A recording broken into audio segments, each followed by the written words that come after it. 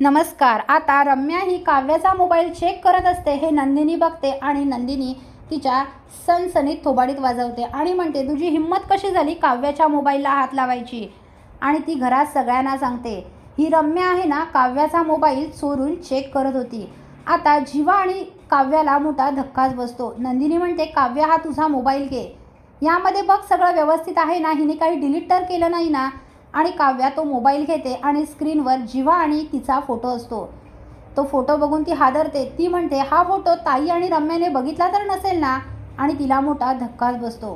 त्यानंतर काव्या ही रम्याला म्हणते, तुला किती वेळा सांगितलं आहे माझ्या फोनला हात लावू नकोस म्हणून? माझ्यापासून आणि माझ्या फोनपासून लांब राहा. अशी किती वेळा तुला वॉर्निंग द्यायची? का अशी वागतेस? लाज नाही वाटत का गं तुला? असं म्हणून काव्या तिच्या रूममध्ये निघून जाते. आता पार्थ विचार करतो की काय आहे असं काव्याच्या मोबाईलमध्ये की रम्याने तो मोबाईल हातात घेतल्यावर त्या एवढ्या पॅनिक झाल्या आणि मोबाईल हातात घेतल्यामुळे एवढ्या भडकल्या. नक्कीच काहीतरी असणार आहे त्या मोबाईलमध्ये, म्हणूनच त्या एवढ्या भडकल्या आणि पॅनिक झाल्या असा पार्थ विचार करत असतो. आणि तो रूममध्ये येतो आणि काव्याला विचारतो, काव्या तुमच्या मोबाईलमध्ये असं काय आहे की जे तुम्हाला कोणालाच दाखवायचं नाही आहे? तुम्ही मोबाईलला हात लावू नको म्हणून बोलत आहात. असं काय झालं? रम्याने फक्त तुमचा मोबाईल तर हातात घेतला होता ना? काव्या म्हणते, काय बोलताय तुम्ही पार्थ? हातात घेतला नव्हता, ती चोरून माझ्या मोबाईलची सगळी माहिती फोटोज वगैरे चेक करत होती. तिला काहीतरी नक्कीच शोधायचं असणार. तेव्हा पार्थ म्हणतो, ठीक आहे, पण मला तरी दाखवाल ना तुमचा मोबाईल? बघू दे तरी कसा आहे, तुमचे फोटोज बघू दे. तेव्हा रम्या म्हणते, काय गरज आहे माझे फोटो बघायची? आपलं काही नातं आहे का? नाही ना? मग काही गरज नाही माझा फोटो बघायची. आणि तुम्हीसुद्धा आता त्या रम्यासारखं वागू नका. आता पार्थला नक्की दाट संशय येतो की नक्कीच हिच्या मोबाईलमध्ये काहीतरी आहे. आता सकाळी पार्थ उठतो तेव्हा काव्याला तिच्या आईचा फोन आलेला असतो आणि ती आईशी बोलत असते. तिने फोन अनलॉक केलेला असतो आणि ती तसा अनलॉक फोन ठेवून लगेच वॉशरूमला जाते. अंघोळीला गेलेली असते आणि इथे पार्थ उठतो आणि बघतो तर काय, समोर काव्याचा मोबाईल आहे. तो म्हणतो, ह्यांचा फोन अनलॉक आहे, बघू का एकदा नक्की यांच्या फोनमध्ये असं काय आहे?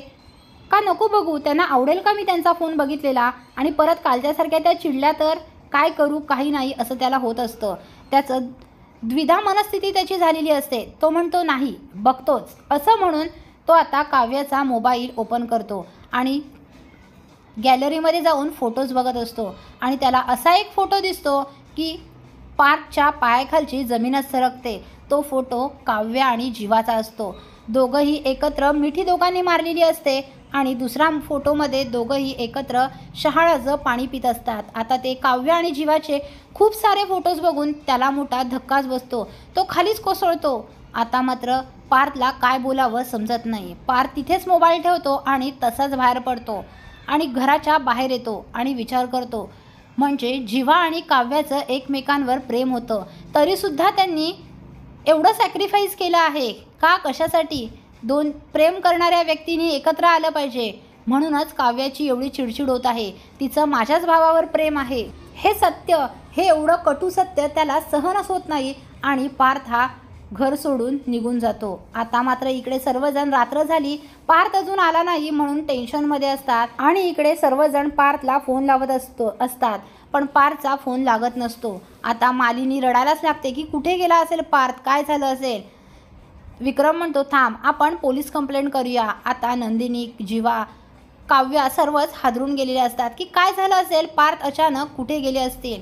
पुढील अपडेट पाहण्यासाठी व्हिडिओला लाईक आणि चॅनलला सबस्क्राईब करायला विसरू नका. थँक्यू.